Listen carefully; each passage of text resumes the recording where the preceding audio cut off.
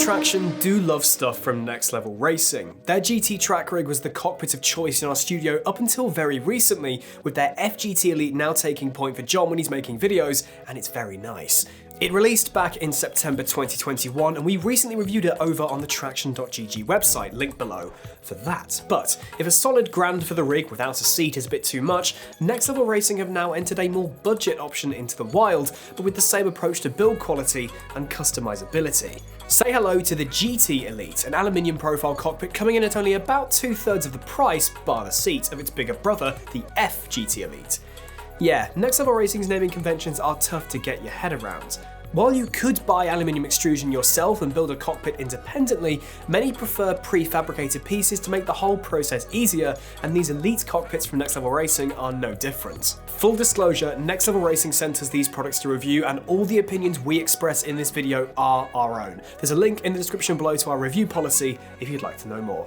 When you're first opening the box, just the way these loose parts are packaged deserves that premium price tag. Bespoke cut polystyrene keeps everything tidy and secure, and in a surprisingly small box when you think about what it becomes. All of your bolts and bits are bagged up individually and labelled, as are a few of the aluminium parts if they're specific to the left or right of the build. Next Level Racing's instruction booklets have improved massively, being much more specific and clear than before. As for putting the cockpit together, it is really easy and you can do pretty much all of it yourself. Pre-drilled holes, bespoke mounting hardware, and a lot of clear pre-placement of T-nuts in the instructions makes building the GT Elite a breeze. When I built and reviewed the Simplexity V12 last year, while the whole process was similar throughout, I was sick, and I mean sick, of seeing these triangular brackets. The GT Elite uses none of these. 16mm M8 bolts put the vast majority of things together, apart from a few instances of longer M8 bolts or some countersunk bits, but in the grand scheme of things, it's a really straightforward, not overly long build process. One thing I do have to mention is that alongside your usual pair of Allen keys and a flat spanner, you get a mildly magnetic spirit level for when you're mounting the wheel plate for the first time. Absolutely fantastic little inclusion to make things as painless as possible, though the wheel plate itself is quite heavy, so while you can put it on yourself, I definitely recommend getting someone else to help you out at this point. As you might have seen so far, the GT Elite and FGT Elite cockpits do look very similar, and from a building perspective, that's very much the case. That is until you're sorting the pedal construction and building the shifter plate if you require it. The FGT Elite features a different pedal mounting construction, meaning the pedals can be positioned much higher, making a formula seating position possible, hence the F-prefix. The GT Elite doesn't feature the same mounting hardware. It's much smaller and simplified, and I honestly prefer it. If you're happy sitting in more of a GT position, these brackets will do you absolutely fine. I mentioned in the review for the FGT Elite on the TraxionGG website that its brackets are ingenious, but the out-of-the-box parts don't actually work too well with it. The GT Elite features very basic, screw the pedal beams in and you're done. Simple, and I honestly prefer the single beam shifter mounting than having the right angled piece, which is a bit more of a faff to put together. It's not going to be as stable, of course, but if you crank the bolts tight on the GT Elite mounting, you'll be fine.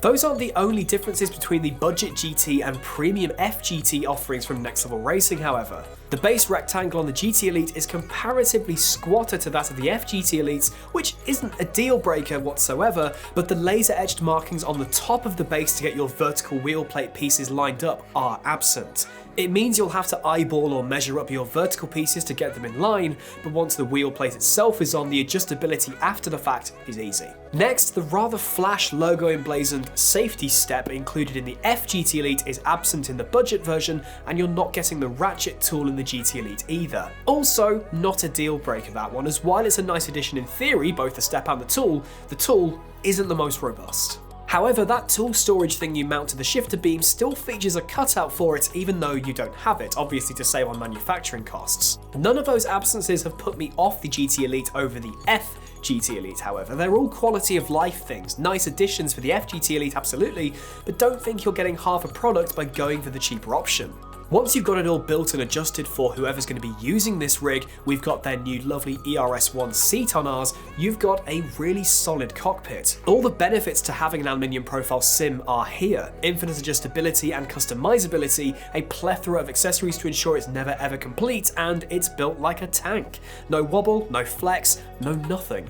You almost forget it's there. Speaking of new accessories, we also got our hands on the new Elite Direct monitor mount, meaning the footprint of your cockpit is smaller, more stable, and it just looks the business. We've had it on both the GT Elite and it lives on John's FGT Elite in his studio, and it's compatible with both of them.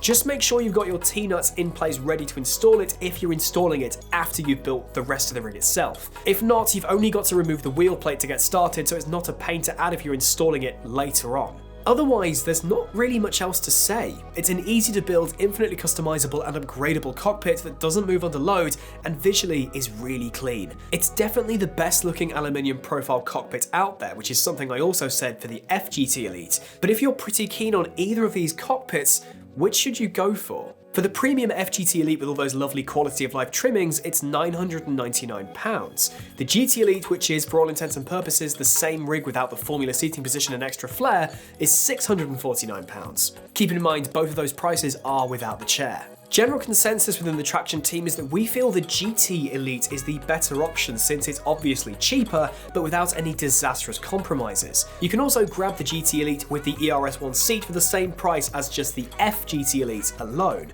It's almost a no-brainer, unless you want to go for a formula-style rig, which you can still do since there's an accessory to give the GT Elite that capability. It doesn't mean though that the FGT Elite is a bad purchase. If you've got the dough, why not? You just get more premium for an already premium product. We have loved having these two rigs on site, and if you're picking up either the GT Elite or the FGT Elite, you're gonna have a great time.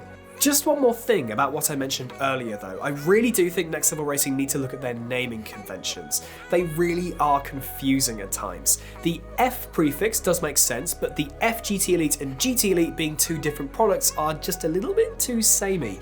That also goes for the FGT Elite and GTElite, you've got the GT Track, then there's just the FGT. And while you can't really rename products post-launch, going forwards, I don't think it's too much to ask to get some genuine variation going in these names. They must have gone to the Xbox School of Naming Conventions. With the Elite series from Next Level Racing, especially the GT Elite, you're getting what you pay for. There are cheaper options out there, but they may not have an as straightforward assembly, or the base only features 3 sides and therefore not as robust. Deciding on a cockpit is pretty much always based on price first, but if the Next Level Racing Elite series are within your budget, they are fantastic options to go for. With a ton of accessories and the chances of aluminium profile going obsolete at approximately 0, you may never have to buy a rig again.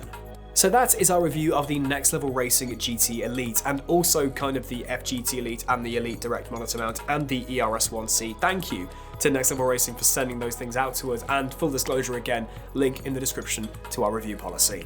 So are you tempted by one of these two rigs, or do you wish you'd held out and waited for the GT Elite because you bought the FGT Elite? Let us know in the comment section below. Please do subscribe for more hardware reviews coming your way here on the Traxion channel and Traxion.gg. There's a bunch of stuff over there, including the written reviews for both the Next Level Racing FGT Elite and the FGT Elite as well. Thank you very much for watching, keep it pinned, and I'll see you next time.